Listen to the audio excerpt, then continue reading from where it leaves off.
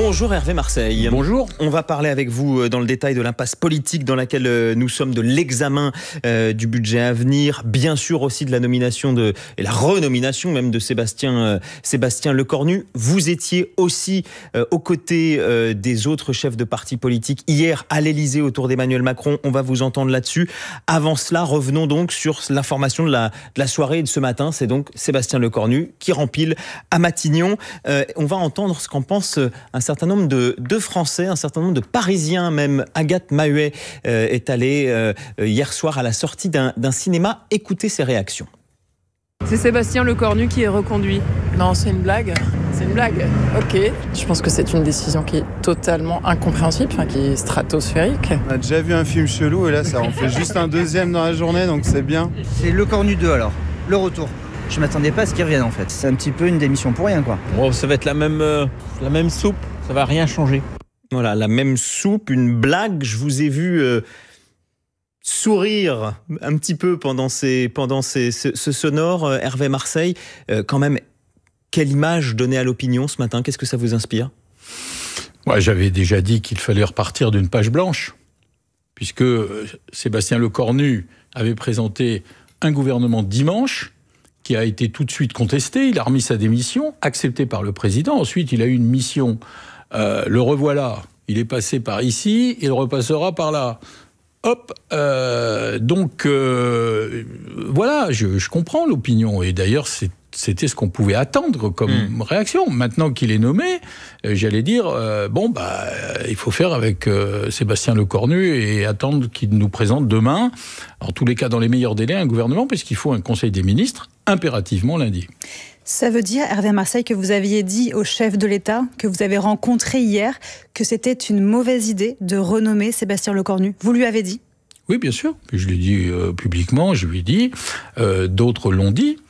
C'est pas contre la personne de Sébastien Lecornu que vous connaissez, qui est charmant, avec qui on a des relations amicales, en tous les cas pour ce qui me concerne. Mais politiquement, c'était pas une bonne idée que de le renommer. Pour toutes ces raisons-là. Maintenant, c'est fait. Pourquoi Emmanuel Macron le fait-il? Est-ce que vous avez compris le sens, la logique de renommer Sébastien Lecornu une seconde fois? Écoutez, c'est son choix, on l'a appris hier soir.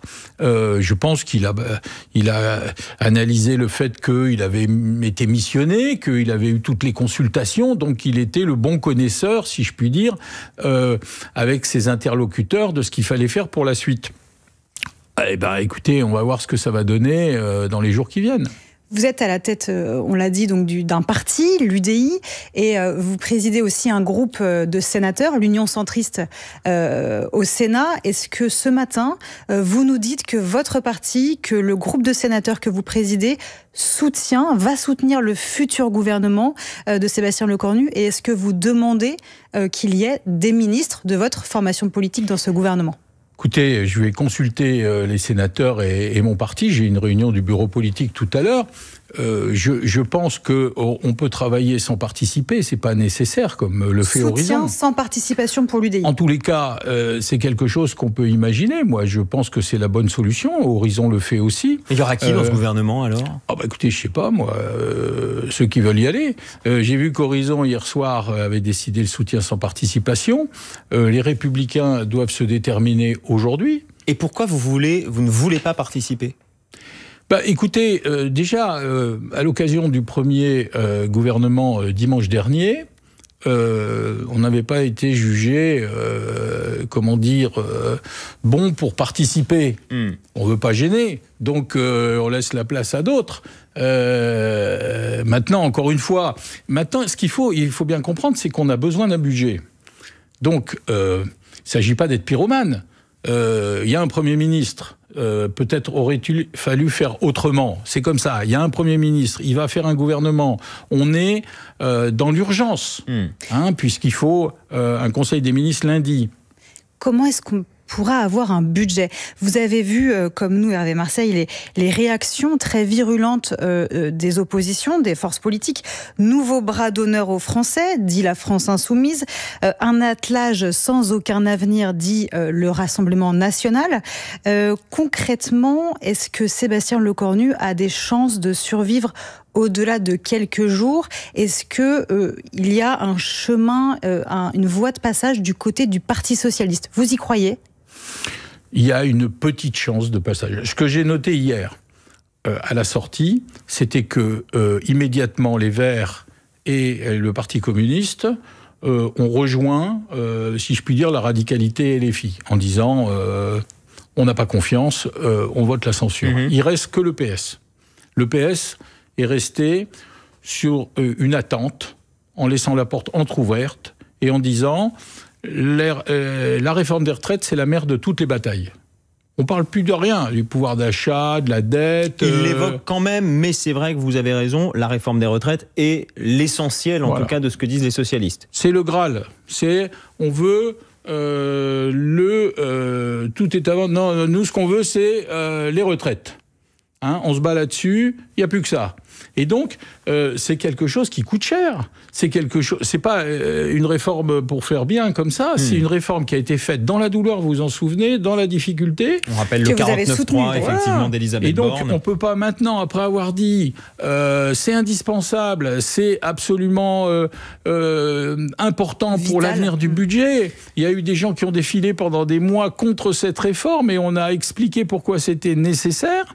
Après, chacun peut avoir son point de vue. Et puis, du jour au lendemain, on va dire, alors, Olivier Faure nous demande un geste commercial. Et donc, allons-y gaiement. Du jour au lendemain, hop, on oublie tout. Mais là-dessus, qu'est-ce que vous avez compris de la position d'Emmanuel Macron, qui en a parlé hier lors de la réunion? Emmanuel Macron a dit que c'était pas au président de la République d'organiser des compromis. Lui, il vérifie les problèmes constitutionnels. Les 3 questions qu'il a posées... On peut quand même supposer, pardon, Hervé Marseille, qu'Emmanuel Macron ne fait pas en sorte de faire pression sur son gouvernement pour qu'il y ait un geste sur la réforme des retraites. On peut même plutôt penser le contraire. Écoutez, jusqu'ici en tout cas. Le président de la République a rappelé qu'il n'était pas député et qu'il n'appartenait pas au président d'organiser les compromis, que c'était aux forces politiques de le faire entre elles. Donc, pour vous, la porte est ouverte, c'est ce qu'a fait le président hier. En tous les cas, le débat a tourné autour de la question des retraites, suspension. On ne parle plus d'abrogation. Le Parti socialiste a bien souligné qu'il avait fait un gros effort en disant on ne demande plus l'abrogation, on demande la suspension. À 63 ans, voilà.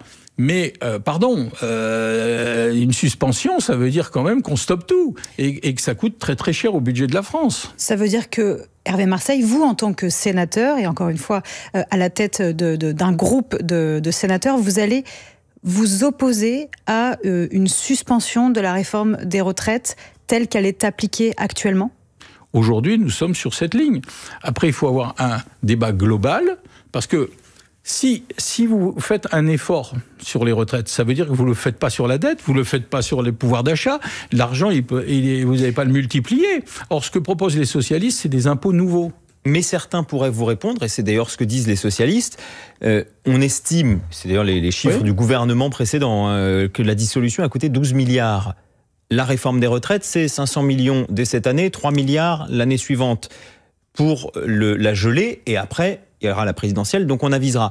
Est-ce qu'il vaut mieux pas dépenser un petit peu quelques milliards maintenant pour une suspension que faire une dissolution qui va encore coûter beaucoup plus cher? Enfin, ce type de menace, en vous laissant choisir entre la peste et le choléra, c'est quand même pas très positif. Et en nous demandant, du jour au lendemain, de faire l'opération Bernard de Palissy, on brûle tous les meubles parce que on est conditionné par le Parti socialiste qui dit si vous voulez qu'on ne censure pas, il faut ça s'appelle une négociation. Non, ils disent il nous faut ça. Il nous faut ça. Moi, je veux bien qu'ils veulent à tout prix décrocher la queue de Mickey, mais je veux dire, c'est pas un jeu. Je veux dire, tout ce qui a été fait, ça a été fait pour tenir le budget.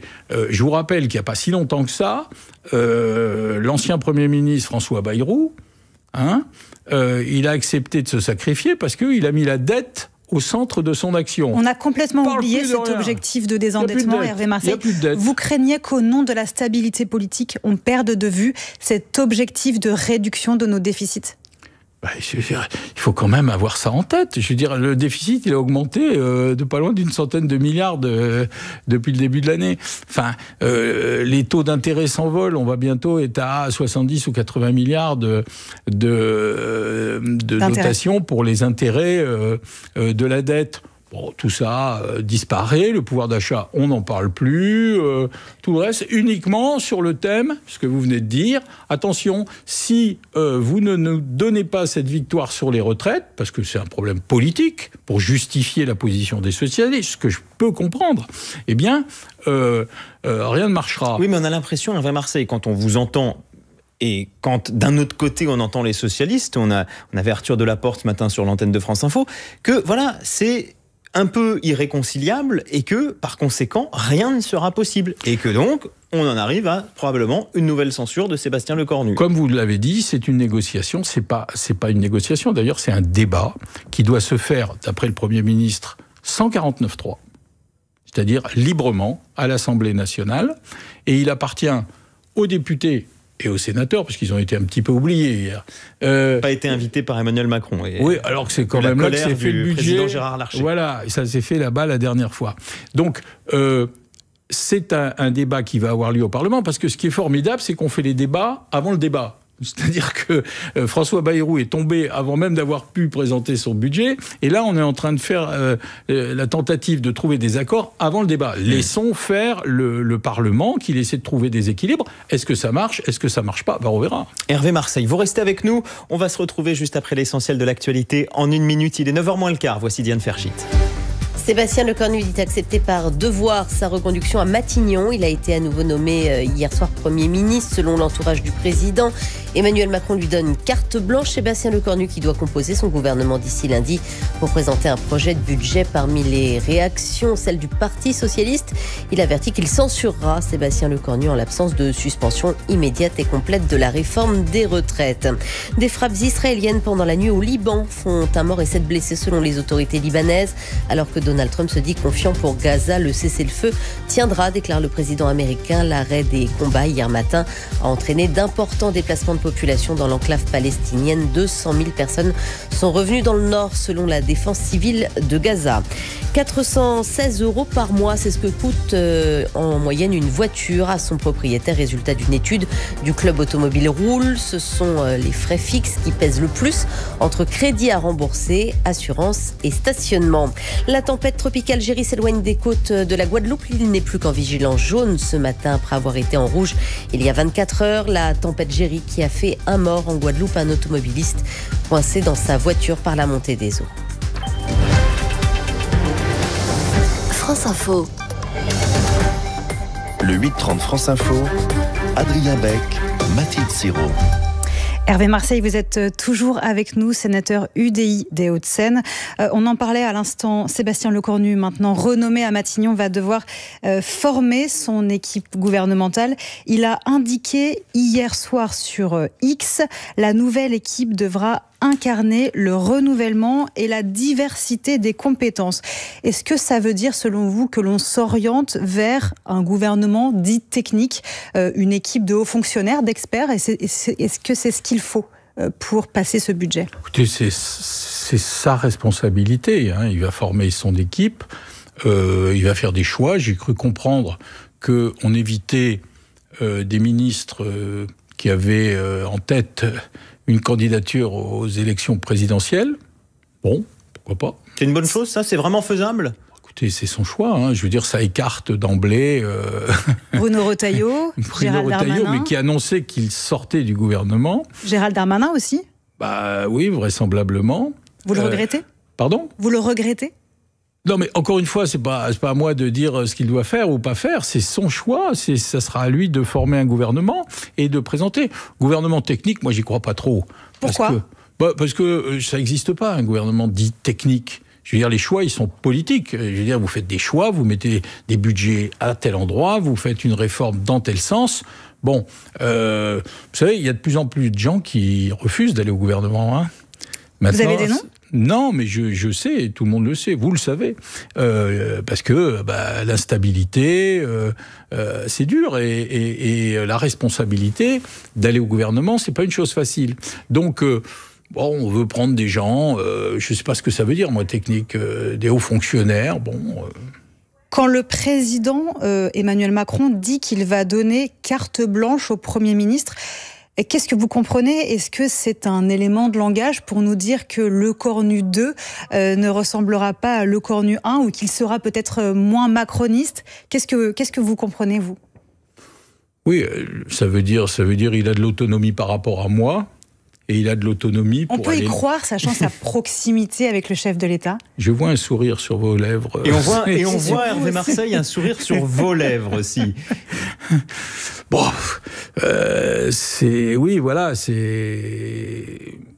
ça va être compliqué parce que le chemin est étroit, il est difficile. Je vous répète, on vient de le dire, tout se joue autour de l'affaire des retraites. Et je pense que malheureusement, le budget, c'est pas que les retraites. Mais quand même, Hervé Marseille, vous qui avez une bonne connaissance des arcanes de la vie politique, qui aussi connaissez le président, on a un petit peu du mal à comprendre ce qu'il y a dans sa tête. Alors vous n'y êtes pas non plus, mais néanmoins, est-ce que dans les échanges que vous avez pu avoir, que ce soit hier ou à d'autres reprises, vous avez l'impression que le président comprend la situation ? Je veux le croire, hein, c'est le président de la République.